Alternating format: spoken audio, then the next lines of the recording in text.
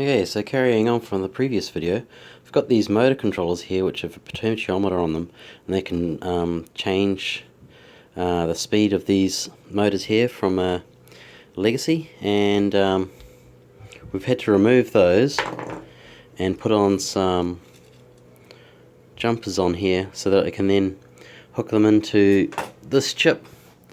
And that chip is basically a digital potentiometer, so you can remove potentiometers and then start driving things with code instead. It uses SPI, and that's basically just a way of sending data to a chip so that that chip can then do things, and only using 4 wires. So basically the chips have a name.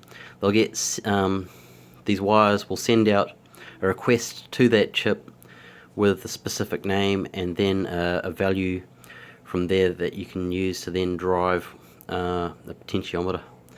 And yeah, so it's driving this little LED here, and this chip is quite unique because it can drive 2 potentiometers. So this is just driving a switch, and also it's driving this motor controller which has been already hooked up.